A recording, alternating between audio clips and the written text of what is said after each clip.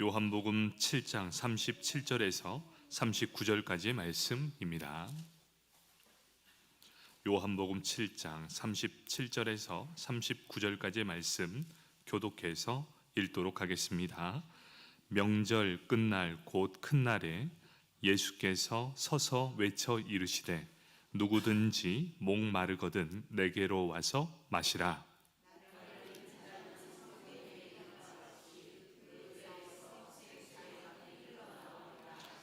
함께 읽겠습니다. 이는 그를 믿는 자들이 받을 성령을 가르쳐 말씀하신 것이라. 예수께서 아직 영광을 받지 않으셨으므로 성령이 아직 그들에게 계시지 아니하시더라. 아멘. 주일학교 나오셔서 특송하시겠습니다.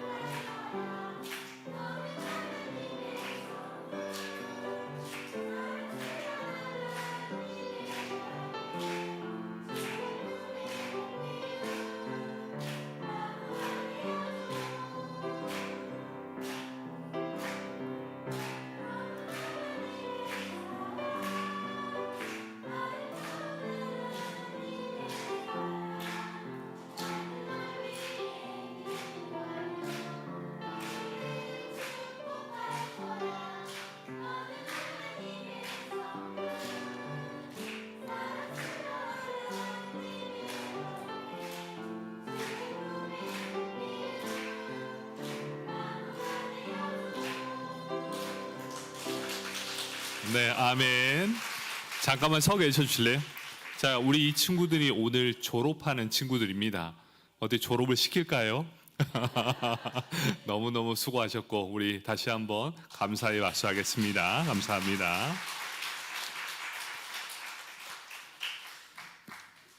우리 친구들이 이제 졸업을 하네요. 그렇죠?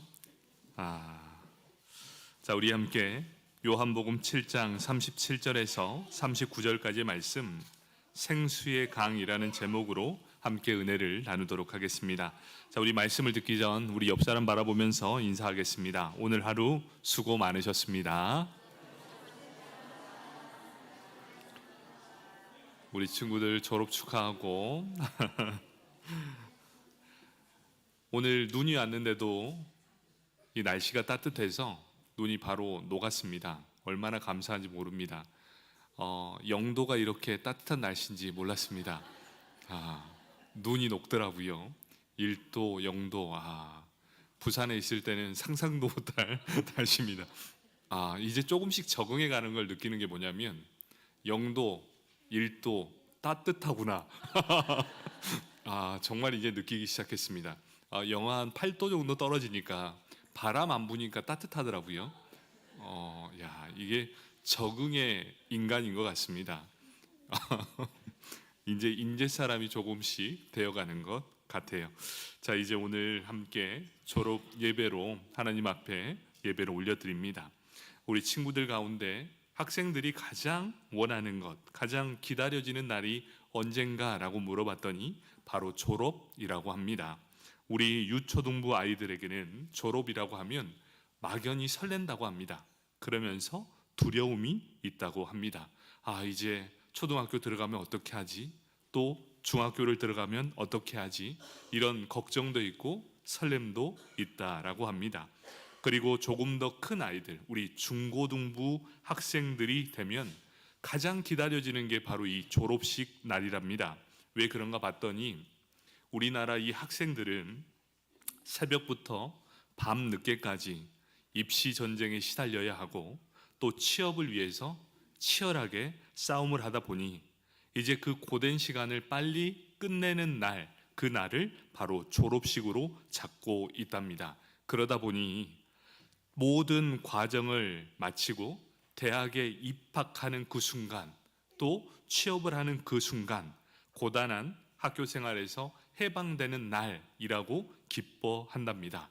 그래서 저의 경우도 봐도 그렇습니다.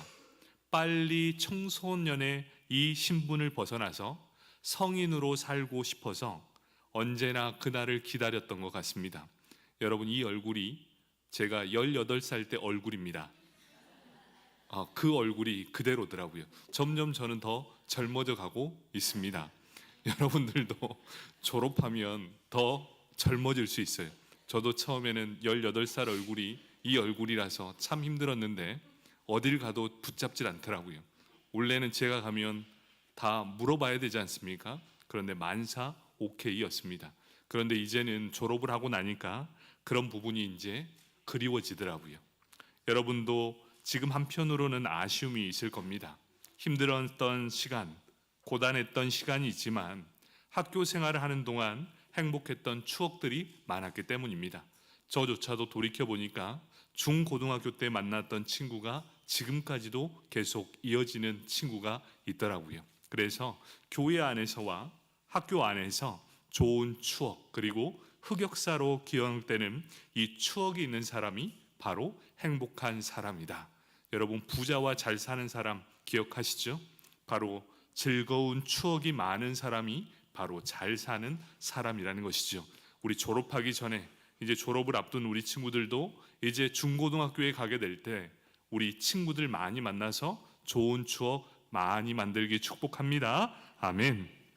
이제 오늘 우리 졸업 예배를 드리게 되는데 우리 친구들이 기억할 것이 무엇이냐면 졸업은 끝이 아니라 또 다른 시작이라는 것을 기억했으면 좋겠습니다. 여러분, 졸업하면 모든 게 다 끝날 것 같죠? 그렇지만 그게 아닙니다. 좋은 얘기를 해줘야 되는데, 그렇죠. 졸업은 축하할 일입니다. 그런데 앞으로 기다리고 있는 일들은 여러분이 성장하는 것만큼 조금 더 힘든 고난이 있다. 하지만 걱정할 필요가 없습니다. 왜냐하면 모두가 다 걸어왔던 길이기 때문입니다. 여러분, 힘내시고 우리에겐 힘과 능력이 있는 이유는 하나님이 여러분들과 함께하기 때문입니다. 기대함과 설레임을 갖고 오늘도 힘차게 달려가길 축복합니다. 아멘. 오늘 말씀의 시작은 어떻게 시작하냐면 요한복음 7장 37절로부터 시작합니다. 명절 끝날 곧 큰 날에 예수께서 서서 외쳐 이르시되 누구든지 목마르거든 내게로 와서 마시라, 이렇게 말씀하고 있습니다. 명절 끝날에 예수님께서 서서 큰 소리로 외치게 됩니다. 여기서 명절, 이 큰 명절은 초막절을 말하고 있습니다. 이 초막절은 어떻습니까? 유대인의 3대 절기가 있습니다. 유월절, 맥추절, 초막절. 바로 이 초막절은 유대인의 3대 절기 중에 하나로 9월과 10월 사이 이 시간을 가리키고 있습니다. 우리나라 추석과 동일한 의미의 바로 초막절이라는 것이죠. 이 초막절은 어떤 의미입니까? 이스라엘 백성이 출애굽하여 광야에 머물 때에 초막을 짓고 지냈던 시기를 기념하는 절기가 바로 초막절입니다. 이 초막절은 보통 7일 동안 지키게 되는데 마지막 날, 이 7일째 되는 날에 큰 성회를 엽니다. 그래서 명절을 마무리하는 큰 행사를 치르게 된다는 것이죠. 명절 끝날 곧 큰 날에, 이 말은 초막절 7일째 되는 그 날, 바로 큰 잔치가 있는 그때에 예수님께서 서서 외치게 되는 때라는 것입니다. 그런데 여기에서 좀 독특한 일이 있습니다. 이 초막절에 행하는 의식이 하나 있었습니다. 그 의식이 뭐냐면 물을 따르는 의식이 있었다는 것이지요. 언제부터 이 물을 따르는 의식이 있는지 아직 정확하게 알려지진 않았습니다. 그런데 꽤 오랫동안 이스라엘 전통으로 내려오는 의식이 하나 있는데, 이 초막절을 지낼 마지막 그때에 물을 따르는 의식으로 그 모든 마지막을 마치게 되었다는 것입니다. 여러분, 이 물을 따르는 의미는 총 두 가지의 의미가 있습니다. 첫 번째 의미는 초막절은 이스라엘 백성에게 출애굽함으로 사막에 머물렀던 시간, 집을 지을 수 없으니 풀로 집을 만들어 지내던 시기를 기념하는 절기였습니다. 그런데 사막에서 제일 큰 문제가 무엇이었겠습니까? 바로 물의 문제가 있었다는 것이지요. 이스라엘 백성들도 물이 없어 곤란한 시기가 여러 번 있었습니다. 만약 물이 절대적으로 부족했다면 모든 사람이 죽었을 것입니다. 하지만 어땠습니까? 하나님께서는 40년 동안 그들에게 물을 공급해 주셨습니다. 40년 동안 사막에서 거주하면서 물을 계속해서 공급받을 수 있었다는 사실을 기억하고 있다는 것이죠. 결국 그 모든 물을 공급받았고 마지막 40년이 지난 후에 가나안 땅에 들어가는데 성공하게 되는 것이죠. 그래서 유대인들은 이 초막절에 물을 따르는 의식을 통해서 그들이 기념하고자 했던 것이 있었습니다. 사막에서 물을 공급하셨던 크신 하나님을 기념하고 하나님이 어떻게 우리를 돌보셨는가를 기념하면서 초막절 마지막 날에 물을 붓는 의식을 했습니다. 두 번째로는 어떤 의미가 있었냐면, 초막절에 물을 따르는 의식은 올해뿐만 아니라 다음 해에도 비가 적절하게 올 것을 하나님께 간구하는 의식을 포함하고 있었다는 것입니다. 사막에서만 물이 필요한 게 아니었습니다.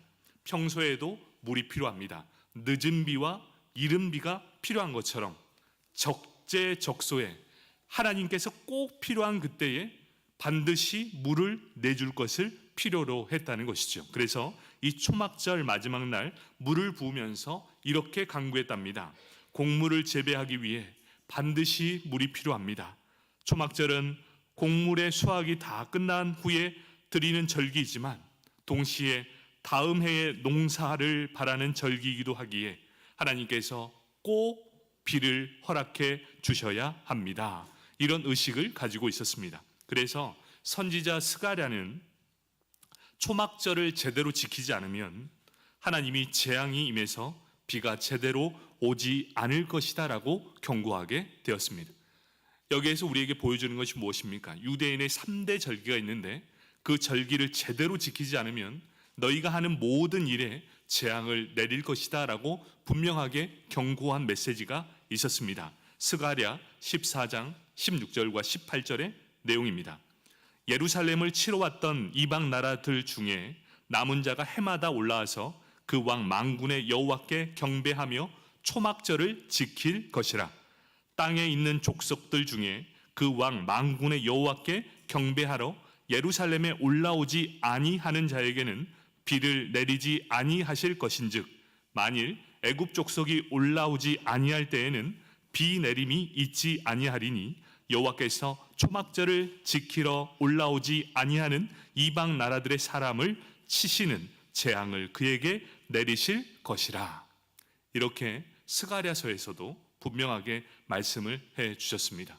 초막절을 지킬 때 너희가 이것을 제대로 지키는가, 제대로 지키지 않느냐에 따라서 내가 너희에게 늦은 비와 이른 비를 적절하게 내려 주실 것이다. 그래서 사막에서 물을 주셔서 우리의 생명을 지키신 하나님, 내년에도 우리에게 적절한 물을 공급해 주셔서 우리의 삶을 이어나갈 수 있도록 인도해 주십시오라는 의미에서 이 초막절에 물을 따르는 의식을 행하게 되었습니다. 그래서 이 초막절에 물을 따르는 의식은 아주 중요한 의식 중에 하나였습니다. 바로 이것이 오늘 본문을 이해하는데 중요한 배경이 되어서 이렇게 장황하지만 이 배경의 말씀을 드렸습니다. 이 배경을 이해한다면 예수님께서 명절 마지막 날에 사람들 앞에 서서 이 말씀을 하게 됩니다. 목마른 거든 내게로 와서 마시라라고 외치는 것이었죠. 여기에서 나오는 이 물의 문제가 이 초막절과 정말 긴밀한 관계가 있었기 때문이었습니다.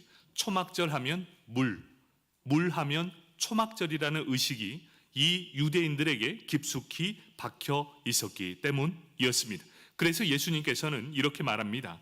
그 의식과 관련해서 만약 너희 중에 목마른 사람이 있다면 자신에게서 와서 이 물을 마시라, 이렇게 말씀하신 것이었습니다. 예수님께서 여기에서 말씀하신 이 약속의 말씀이 무엇입니까? 이 여기서의 물은 마시는 물이 아니라 영적인 물이라는 것입니다. 여기에서 물이라는 것은 총 세 가지를 의미합니다. 성경을 의미하고, 지혜를 의미하고, 마지막 성령을 의미하고 있다는 사실입니다. 오늘 말씀은 우리에게 무엇을 마시라 이렇게 말씀하고 있습니까? 바로 이 성령을 마시라라고 말씀하고 있습니다. 요한복음 7장 39절의 말씀입니다. 이는 그를 믿는 자들이 받을 성령을 가리켜 말씀하신 것이라, 이렇게 분명하게 말씀하고 있다는 것입니다. 생수의 강이 흘러 넘치는 이 말씀, 이 모든 믿는 자들이 받을 성령님을 말씀하고 있다는 것을 보여주고 있다는 것입니다. 여기에서 이 본문을 가지고 헤셀포드 박사님은 이 말씀을 이렇게 해석했습니다. 우리가 예수님께 가면 생수의 강이 우리 속에서 흘러 넘치리라 말씀하신다. 이것은 우리가 그분 안에서 만족할 뿐만 아니라 우리가 다른 사람에게 축복의 샘물이 될 것을 의미한다. 그러하므로 우리에게 흘러 넘치도록 가득 채워야만 한다. 이렇게 말씀하고 있습니다. 자, 이 생수, 성령의 충만한 은혜가 우리 안에 들어오는데 이 성령의 충만함을 어느 정도까지 받아야 되는가를 분명하게 말씀해 주고 있습니다. 너희가 목마름을 해결할 정도가 아니라 생수의 강이 그 배에서 흘러나오는 은총을 맛보아 알 수 있어야 한다. 그래서 주변 사람들로부터 그 은총을 베풀 수 있는 자들이 될 수 있게 해주겠다라고 말씀하고 있습니다. 자, 이 말씀이 조금 어려울 수 있는데 이 말이 어떤 의미냐? 바로 이 능력의 물은 우리 안에서 우리의 목마름을 충분히 해결할 뿐만 아니라 우리 곁에 목마른 사람들에게 충분히 그 생수의 강이 흘러넘쳐서 바로 그들도 우리로 하여금 많은 사람이 목마름을 해결할 수 있는 너희가 바로 축복의 통로가 되어야 한다라는 것을 말씀해 주고 있다는 것입니다. 오늘 이 말씀을 통해 우리 졸업하는 친구들이 자신들 또한 성령의 충만함을 맛보고 그리고 옆에 있는 모든 사람들도 바로 성령 충만의 사람으로 이끌 수 있는 축복의 통로가 되길 축복합니다. 어떻게 이것이 가능합니까? 그것은 바로 우리가 성령의 사람이 되어야 할 때 가능하다는 것입니다. 그러면 우리가 한 가지 짚고 넘어갈 것이 있습니다. 어떻게 하면 성령의 사람이 될 수 있는가? 예수님께서는 이와 관련해서 단어 한 가지를 계속해서 언급하고 있습니다. 성령과 믿음이라는 단어가 계속해서 상관되게 연결되어 있다는 사실입니다. 요한복음 7장 38절에 이렇게 말씀하고 있습니다. 나를 믿는 자는 성경의 이름과 같이 그 배에서 생수의 강이 흘러 나오리라 하시니, 이렇게 말씀합니다. 믿음 있는 자들이 바로 그 배에서 생수의 강이 흘러 넘치게 되리라. 그러면 여기에서 우리에게 중요한 것이 있습니다. 그 당시에 믿음이 없는 자들이 있었다는 사실입니다.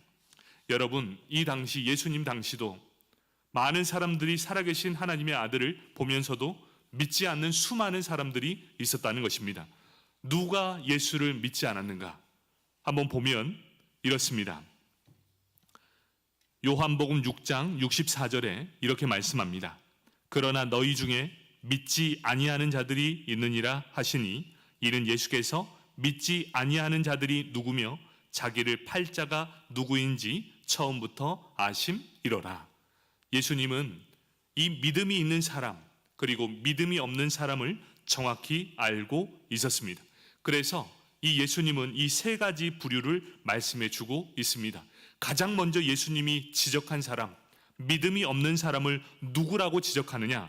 바로 그 첫 번째가 예수님의 육신의 형제들이 믿음이 없는 자다라고 분명하게 말씀해 주고 있습니다. 요한복음 7장 5절에 이렇게 말씀합니다. 이는 그 형제들까지도 예수를 믿지 아니함이로라. 이렇게 말씀하고 있습니다. 예수님과 형제지간입니다. 함께 한솥밥을 먹던 사람입니다. 형제지간, 피를 나눴던 사람임에도 불구하고 저들은 예수가 하나님의 아들임을 믿지 않았다라는 것을 분명하게 보여주고 있습니다. 여러분, 가족이라고 다 예수를 믿는 것 아닙니다. 하나님이 택하셔야만 예수를 믿는 것이지요. 여러분, 이것이 얼마나 큰 우리에게 도전을 주는지 모릅니다.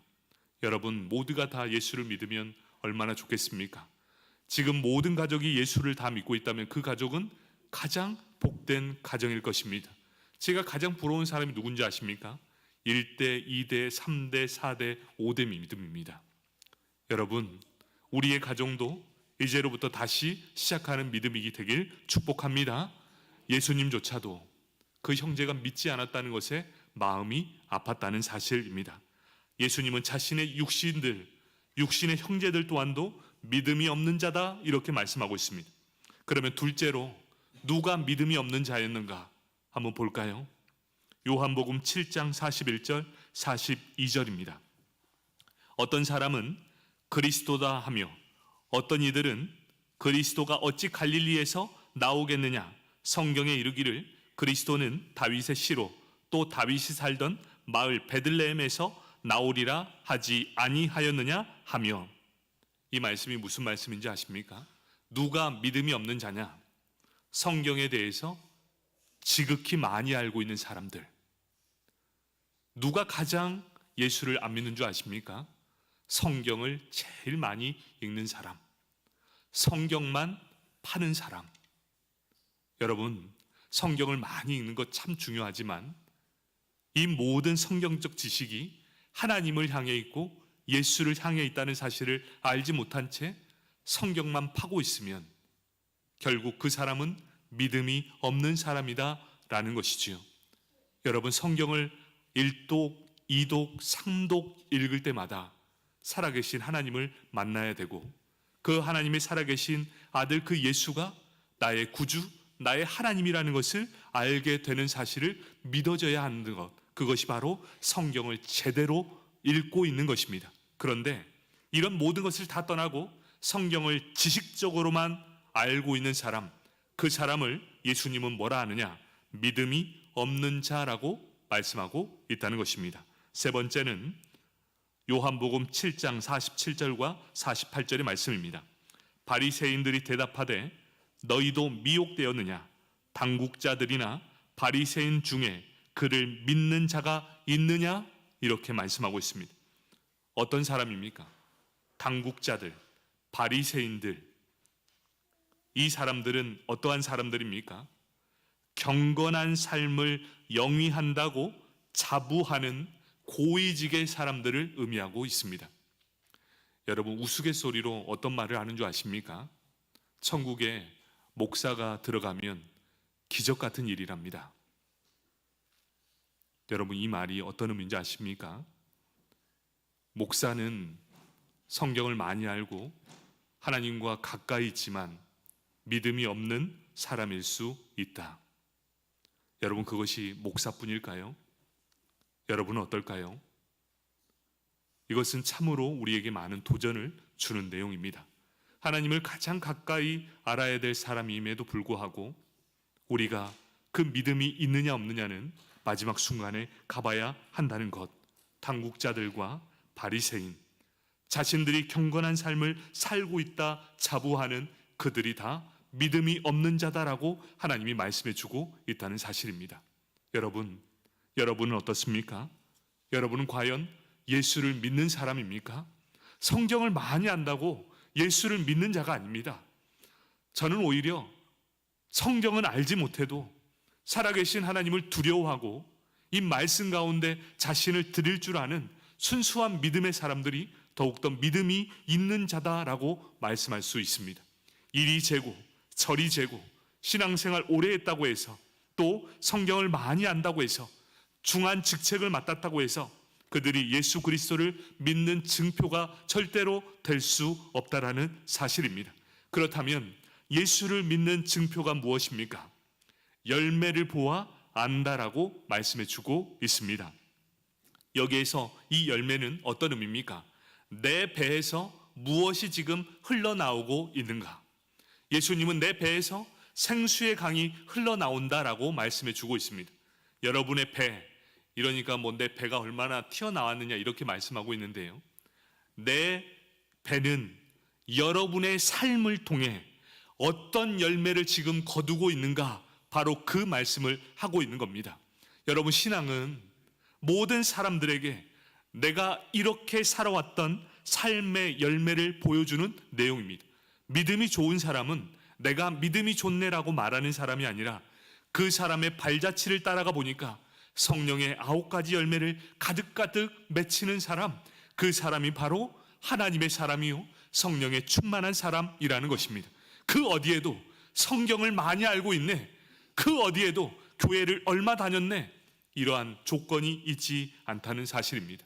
여러분, 우리의 배에서는 과연 어떠한 것들이 나오고 있으십니까? 바로 이 성령의 9가지의 열매가 가득가득 맺혀지길 축복합니다. 바로 이것이 성령의 사람들이 갖는 의미입니다. 그렇다면 우리는 어떻게 하면 성령의 사람이 될 수 있는가? 지금은 돌아가신 하영조 목사님은 생사를 넘나드는 투병 과정 속에 깨달은 진리가 하나 있었습니다. 그 깨달은 진리가 무엇이었냐? 바로 성령이었습니다. 그 목사님께서 이러한 고백을 했습니다. 신앙생활의 핵심은 성령입니다. 성령의 역사가 일어나도록 성령님께 기회를 드려야 합니다. 성령이 이끌어가고 성령이 지배하는 삶이 신앙생활의 전부입니다. 목회자든 평신도이든 예외 없이 성령님께 묻고 성령님의 인도하심을 받아야 합니다. 성령 의존적인 삶을 영위하지 않는다면 그를 진정한 크리스천이라고 말할 수 없습니다. 이것이 그가 남긴 마지막 유언처럼 남기는 메시지였습니다. 성령으로 시작해서 성령으로 끝났던 사람, 그 어디에도 성경을 얼마나 읽었고 교회를 얼마나 다녔으며 네가 얼마나 많은 헌신을 했는가 말하지 않습니다. 어떠한 말을 합니까? 너의 시작을 성령으로 시작했느냐? 그럼 너의 마지막도 성령으로 맞춰라. 이게 더 어려운 것 같아요. 성령으로 시작해서 성령으로 마치는 인생, 정말 이것이 힘든 일일 것입니다. 그렇다면 성령은 어떤 사람에게 임하실까요? 그 첫 번째는 간구하는 자에게 임하신다는 것입니다. 누가복음 11장 13절입니다. 너희가 악할지라도 좋은 것으로 자식에게 줄 알거든 하물며 너희 하늘 아버지께서 구하는 자에게 성령을 주시지 않겠느냐 하시니라. 분명하게 말씀해 주셨어요. 간구하는 자, 성령 하나님을 의지하는 자, 그 자에게 하나님은 성령을 선물로 주십니다. 또 어떤 자들에게 성령을 주십니까? 두 번째는 회개하는 자에게 성령을 허락해 주신다는 것입니다. 사도행전 2장 38절 말씀입니다. 베드로가 이르되 너희가 회개하여 각각 예수 그리스도의 이름으로 세례를 받고 죄 사함을 받으라. 그리하면 성령을 선물로 받으리라. 이렇게 말씀해 주셨습니다. 지금 성령을 받는 이 말씀을 우리는 한 번 더 깨달아야 합니다. 간구하는 자에게 성령을 주시고 회개하는 자에게 성령을 선물로 주신답니다. 이 하나님의 말씀이 우리에게 주시는 거예요. 그리고 또 한 가지 성령을 받는 비결이 무엇이냐? 말씀을 사모하는 자에게 임하게 된다라고 말씀해 주십니다. 고넬료가 있었습니다. 갈릴리 어부 출신의 베드로를 자신의 집을 초청하여 베드로 앞에 엎드렸습니다. 그 베드로가 말할 때에 성령이 말씀을 듣는 모든 사람에게 내려오게 되었다는 것입니다. 사도행전 10장 44절 말씀입니다. 베드로가 이 말을 할 때에 성령이 말씀을 듣는 모든 사람에게 내려오시니 이렇게 말씀합니다. 여러분, 말씀을 하나님의 말씀으로 듣게 될 때 그곳에 하나님의 임재를 경험하게 될 것입니다. 여러분, 말씀을 들을 때 여러분이 어떠한 자세로 듣느냐가 참 중요합니다. 고넬료가 어떠한 마음으로 듣겠습니까? 그런데 그 가운데 성령이 말씀을 듣는 모든 사람에게 내려오셨다라고 분명하게 말씀합니다. 이 말씀은 이것입니다. 말씀을 사모할 때, 예배를 사모하는 자에게 성령이 임하게 되고, 그 성령이 임하는 자에게 생수의 강이 그 배에서 터져 나오게 될 것이다. 말씀을 정리하도록 하겠습니다. 오늘 저로 예배를 드리는 우리 모든 친구들 뿐만 아니라 우리 모든 성도님들이 바로 성령을 선물로 받길 축복합니다. 참된 그리스도인이 되려면 먼저 성령의 사람이 되어야 하기 때문입니다. 성령이 어떤 사람에게 임합니까? 첫 번째, 간구하는 사람. 나에게 성령을 주십시오. 간구하는 사람. 두 번째, 회개하는 사람. 내가 하나님 앞에 죄인임을 회개하고 진정으로 하나님 앞에 나아갈 때 하나님은 성령을 선물로 주십니다. 세 번째, 성령을 주시는데 말씀을 사모하는 모든 자에게 성령을 선물로 주신답니다. 여러분, 우리에겐 기회가 있습니다. 예배를 드리는 우리 모든 성도님들이 성령 충만한 그리고 참된 그리스도인들이 되어서 어디로 가든지 귀한 은혜로운 향기, 성령의 충만한 9가지의 열매가 날마다 넘쳐나길 축복합니다. 아멘. 이 시간 우리 합심해서 통성기도하길 원합니다. 먼저 우리 졸업하는 학생들을 축복하며 기도해 주시고, 우리 나로부터 시작하여 우리 자녀들을 복되게 보십시다. 나로부터 시작되는 이 성령의 사람이 참된 그리스도인들의 정체성을 회복해 주신다고 말씀하시사오니, 주여, 나뿐만 아니라 우리 자녀들에게도 이 성령을 선물로 주셔서 다시금 이 세상을 살아갈 때 성령의 충만한 사람이 되게 하여 주옵소서. 우리 자녀들을 축복하며 오늘 졸업하는 우리 친구들을 축복하며 이 시간 주여 한번 부르시고 통성으로 기도하겠습니다. 주여, 아버지 하나님 감사합니다. 은혜와 사랑을 주시니 참으로 감사합니다. 아버지 하나님, 하영조 목사님은 고백합니다. 성령이 인도하는 대로 살아야 한다. 너의 시작이 성령이었다면 너의 끝도 성령으로 맞춰야 한다. 아버지 하나님, 이것이 얼마나 어려운 일입니까?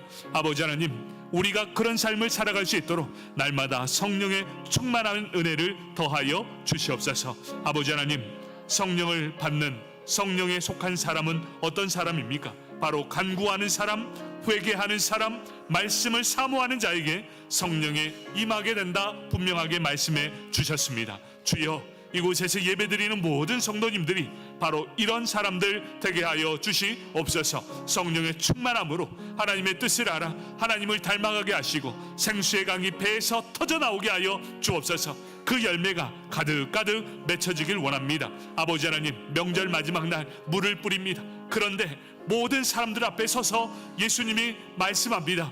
누구든지 목마르거든 내게로 와서 마시라 라고 말씀해 주셨습니다. 주여, 우리가 그 샘물을 마시길 원합니다. 오늘 우리 졸업 예배를 드리는 우리 친구들이 바로 이러한 물을 마시길 원합니다. 그리하여 어디를 가든지 믿음의 사람으로 바로 설 수 있도록 축복하여 주시고, 나를 통해 많은 이들이 주께로 돌아오는 축복의 통로가 되게 하여 주시옵소서. 우리 성도님들, 그의 자녀들을 복되게 하시고 어디에 있든 무엇을 하든 하나님과 함께해 주시옵소서. 아버지 하나님, 흔들리지 않는 믿음을 갖게 하시고 온전한 믿음으로 바로 서는 우리 친구들이 다 되게 하여 주옵소서. 우리 두 번째로 한번 기도합시다.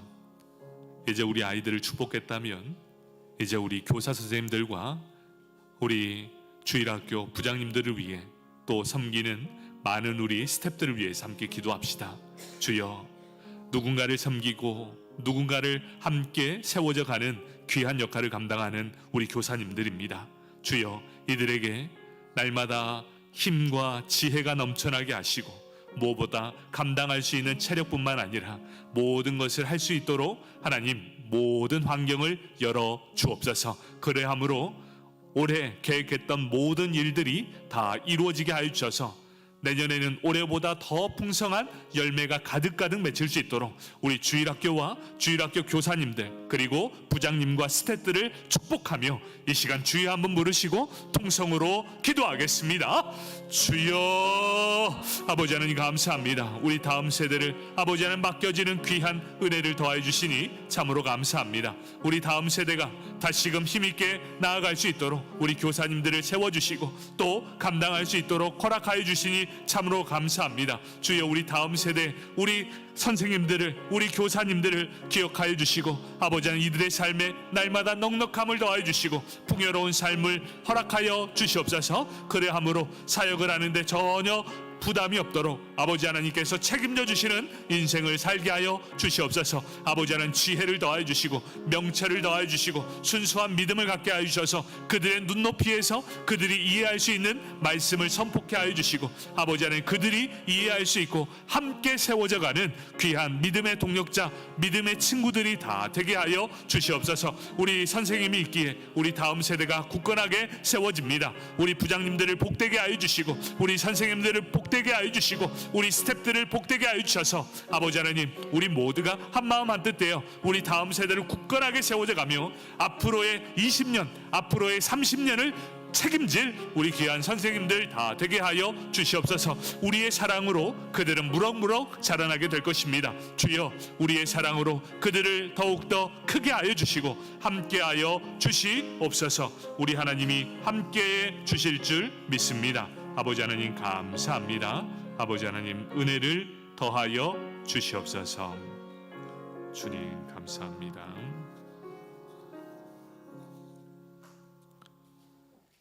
사랑의 하나님, 졸업 예배로 하나님 앞에 올려드리니 참으로 감사합니다.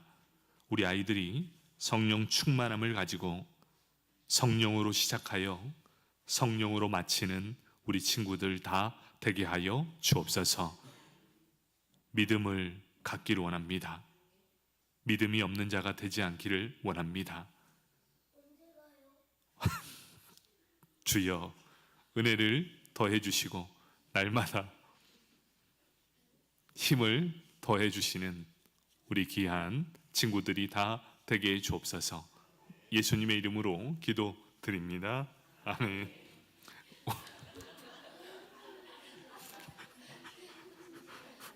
자, 우리 학사보고가 있는데요. 우리 박경희 원사님 나오셔서 학사보고 우리 박수하겠습니다.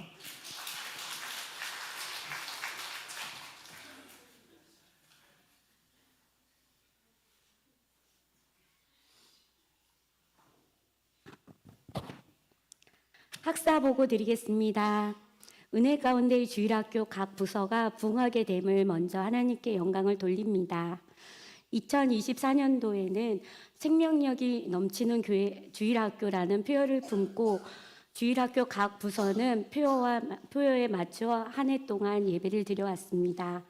온전한 예배 참석을 위한 지각 안 하기, 핸드폰 없이 예배 드리기, 성경 찬송 지참, 예배 전 성경 읽기 등 구체적인 내용들로 하나님께 영광을 올려드렸습니다.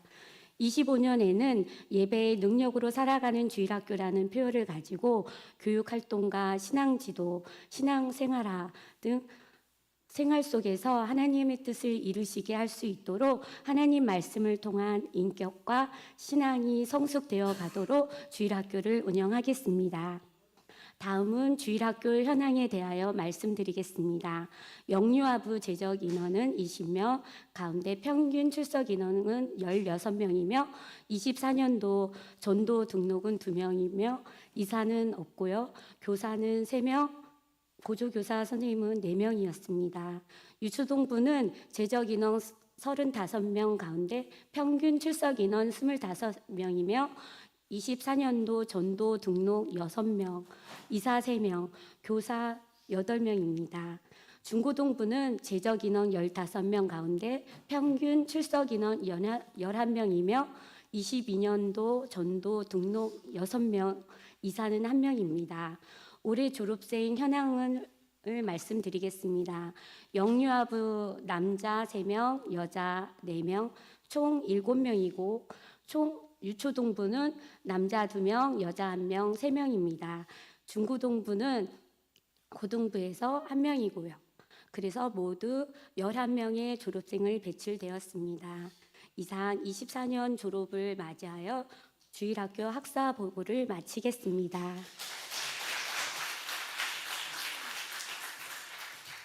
자, 바로 이어서 우리 졸업식을 진행하도록 하겠습니다.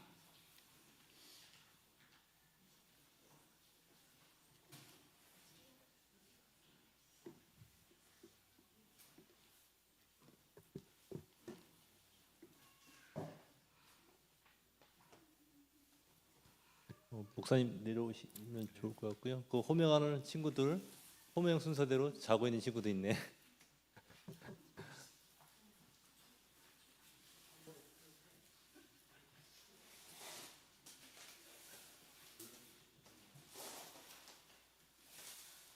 자, 김하셀,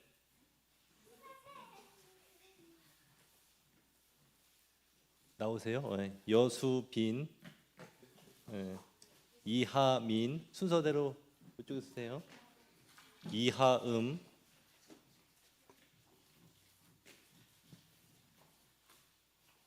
이하준, 한 번에 다 쓰게. 저쪽으로 바짝 붙여주세요. 저쪽으로 끝으로 한 번에 다 쓰게. 이하준, 이하준, 임시환, 김인주, 이우람,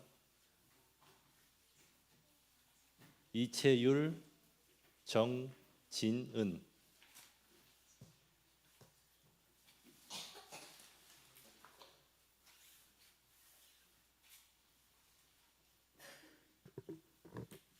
자, 졸업증서 25년 02로 김하셀 위 어린이는 인제장로교회 유치부 과정을 성실하게 이수하였으므로 이 증서를 드립니다. 2025년 1월 5일 대한예수교 장로회 인제장로교회 목사 조성범 대독. 선물로 꽃다발과 선물이 있겠습니다.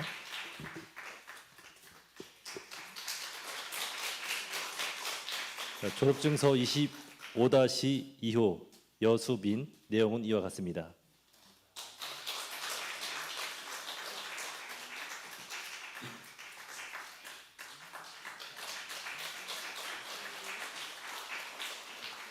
자, 졸업증서 25-035 이하민 내용은 이와 같습니다. 이하민, 네. 응? 이하음, 네.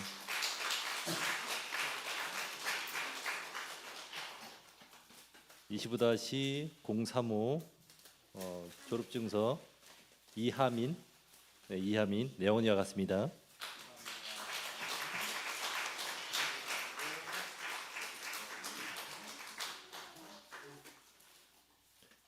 자, 졸업증서 25-055 이하준 내용은 이와 같습니다.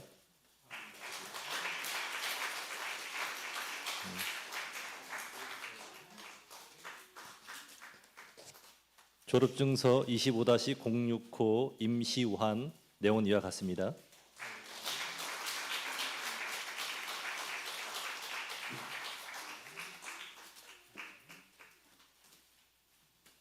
졸업증서 25-085 김인주 이 어린이는 인제장로교회 초등부 과정을 성실하게 이수하였으므로 이 증서를 드립니다. 2025년 1월 5일 대한예수장로회 인제장로교회 목사 조성범 대독.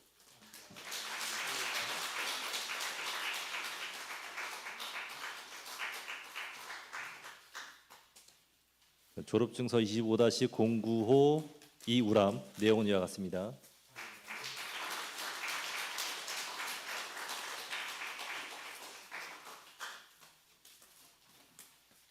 졸업증서 25-11호 이채율 내용은 이와 같습니다. 뒤로 좀 물리고 진은이 앞으로. 진은이 앞으로 오세요. 진은이 앞으로.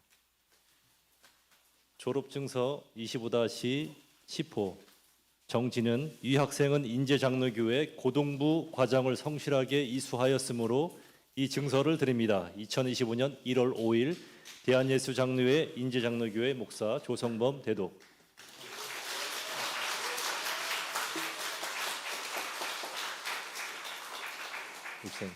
목사님, 저 매년 그래왔듯이 고등학교 졸업한 학생에게는 권사회 여전도에서 축하금 금일구문을 드렸습니다.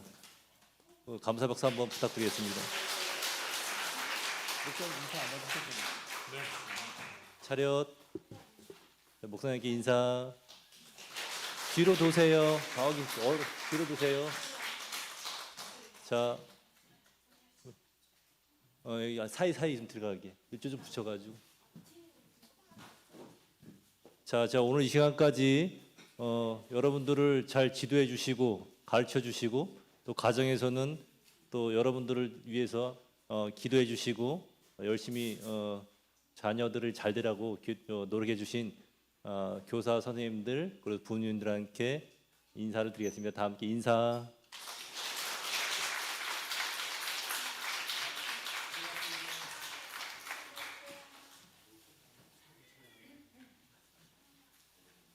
네네. 자, 이제 모든 행사가 마쳤습니다. 잠시 광고하도록 하겠습니다. 오늘 예배 후에는 우리 유초등부 오늘 졸업하는 친구하고 또 기타 관련 있는 분들은 사진 촬영이 있답니다. 그래서 가지 마시고 그 자리에서 잠시 대기해 주시면 되겠습니다. 자, 그리고 또 한 가지 광고는 우리 중고등부 우리 선생님 중에 정교사 임명이 있습니다. 우리 김채웅 선생님께서 우리 중고등부 교사로 임명하도록 하겠습니다. 그리고 또 다른 광고는 다음 주부터 유초등부 예배가 9시부터 이루어지게 됩니다. 그래서 우리 아이들 다음 주부터는 몇 시라고? 9시. 9시에 유초등부실에서 드려지게 됩니다. 그로 인해서 유초등부가 9시로 이동됨에 있어서 우리 중고등부 예배 시간에 1층 유초등부로 내려가서 예배를 드리도록 하겠습니다. 이해되십니까?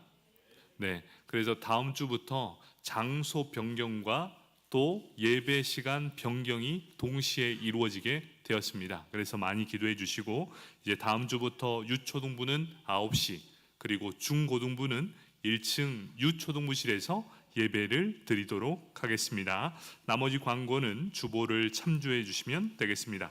우리 다 함께 일어나셔서 우리 찬송 621장 부르신 후에 죽도로 예배를 마치도록 하겠습니다.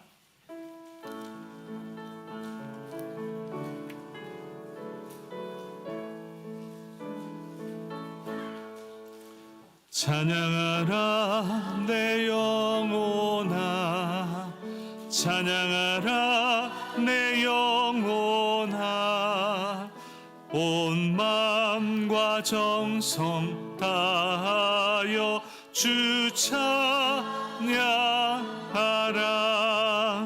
경배하라 내 영혼아 경배하라 내 영혼아 온 마음과 정성 다하여 주 경배하라.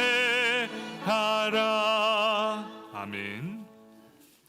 신년 감사헌금 김임순 집사님, 유초등부 영유아부, 중고등부 주일헌금 드렸습니다. 이제는 예수 그리스도의 은혜와 하나님의 사랑과 성령의 교통하심이 함께 예배드리는 모든 예배자들 위해 특별히 오늘 졸업 예배로 하나님 앞에 영광 돌리는 우리 아이들 위해 이제로부터 영원토록 함께 있을지어다. 아멘.